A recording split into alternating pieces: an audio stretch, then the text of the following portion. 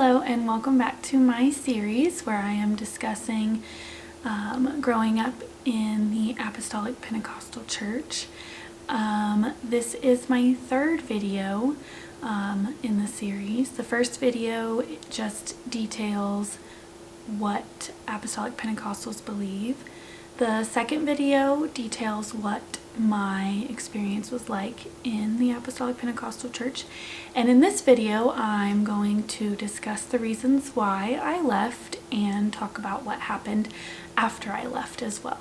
So, just like the last video, I'm gonna start off pretty light, slowly dig into deeper aspects that prompted me to leave, but there's of course standard things that come about in most evangelical sects. The vilification of science, the inability to question what you're within, denied access to mental health care, the politics, the idea that the whole world should be governed by the way one group of people believes. All of that I just didn't agree with even when I was a Christian. But as for the aspects of the religion itself, one of the reasons why I left would be the modesty standards. I didn't agree that God cared whether a woman wore pants or jewelry or cut her hair or any of that. The religion also disproportionately affects women. There are a lot of standards for women, but there are not a lot of standards for men. The men looked like everybody else in public while the women just stuck out like sore thumbs. And the reason behind that is that it is a woman's duty to stay modest, to make sure that a man does not lust after her.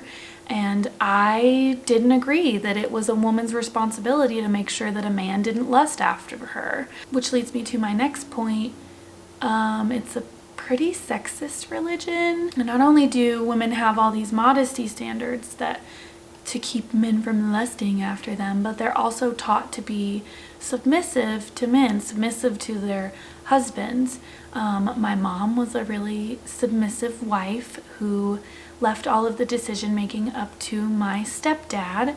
I would have to ask my stepdad for permission to do like pretty much everything, and that always rubbed me the wrong way because he wasn't my dad and we did not get along.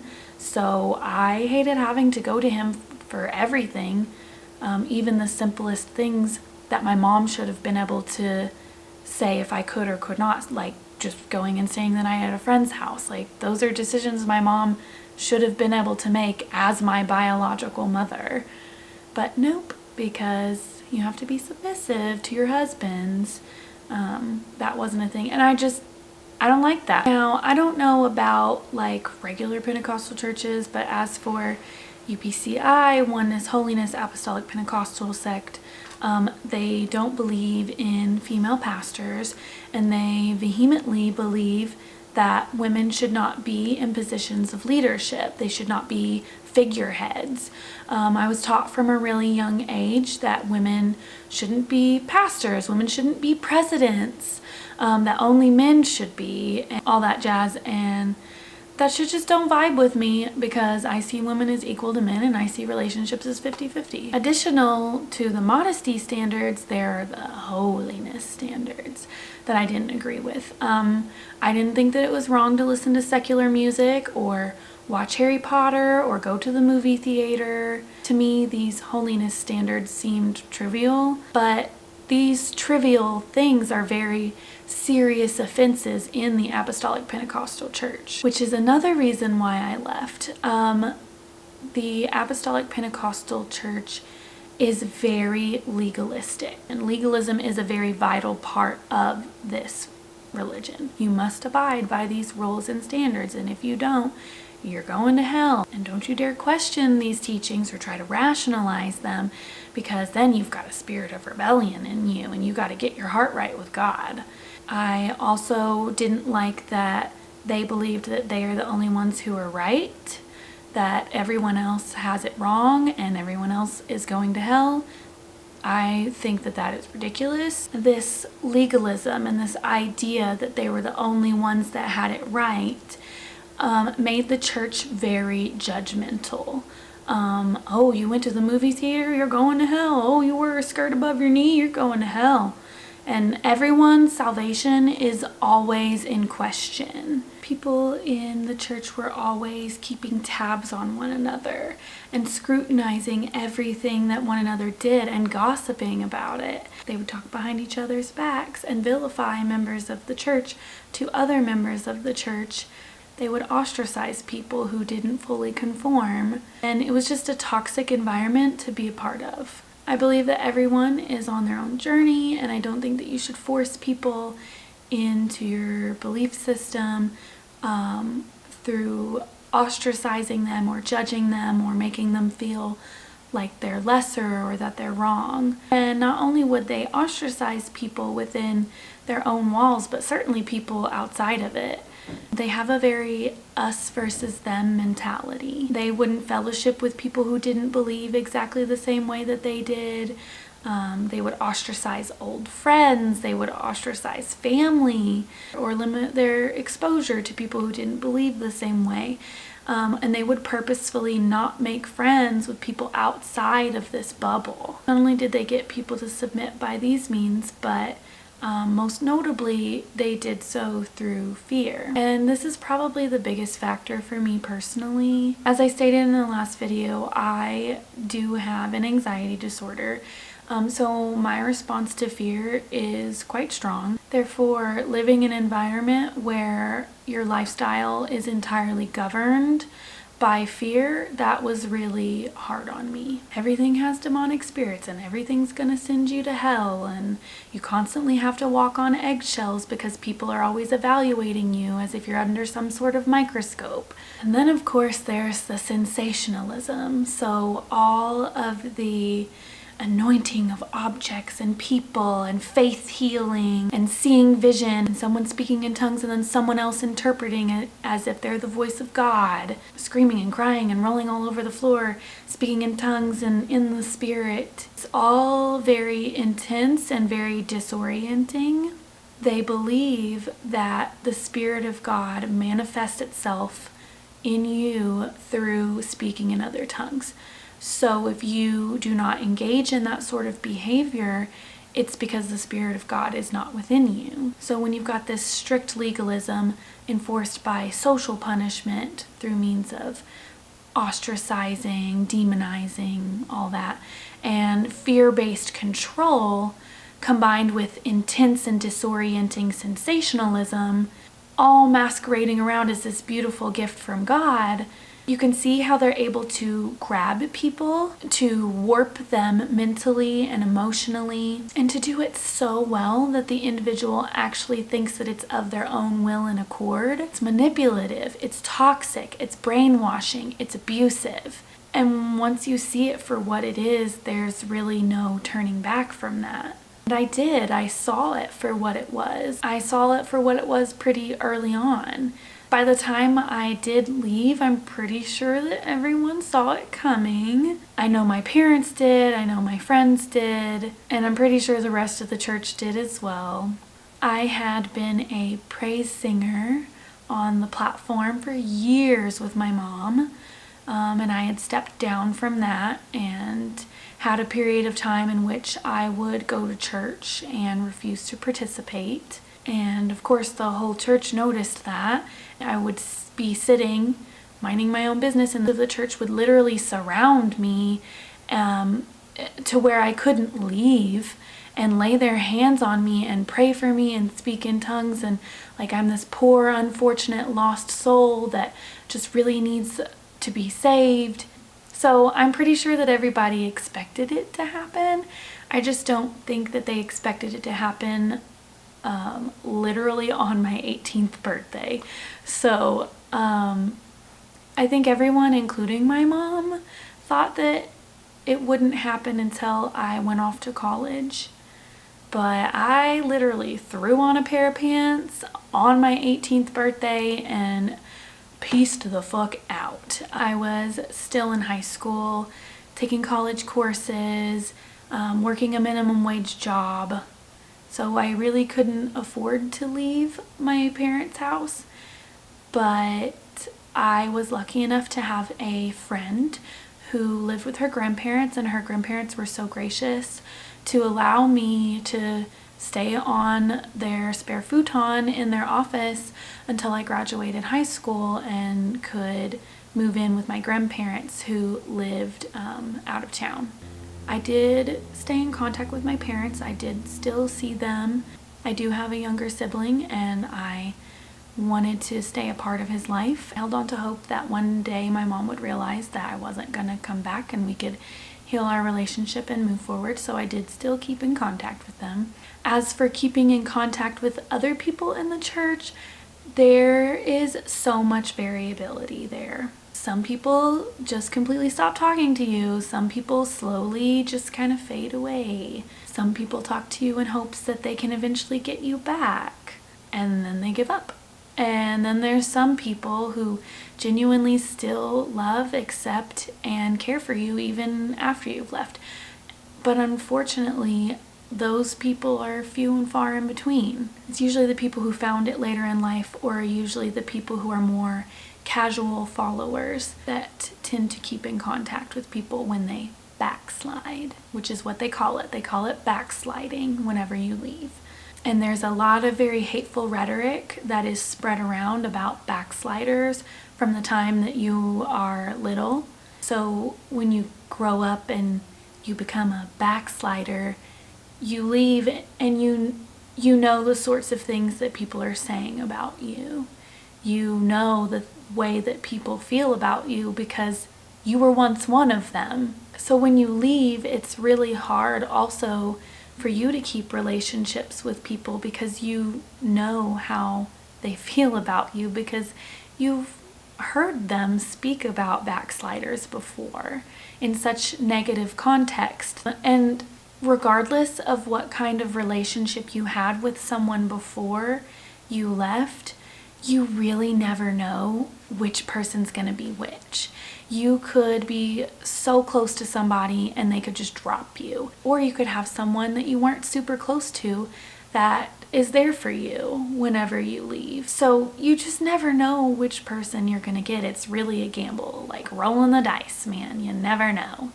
Backsliding doesn't come without backlash. You know, there's always going to be that person that treats you horribly when you leave. As I've gotten more and more vocal about my opinions on the Apostolic Pentecostal Church and come out and spoken about my experience and things that I went through in the Apostolic Pentecostal Church, less and less people will associate with me. Many of them discredit or downplay or try to invalidate my experience.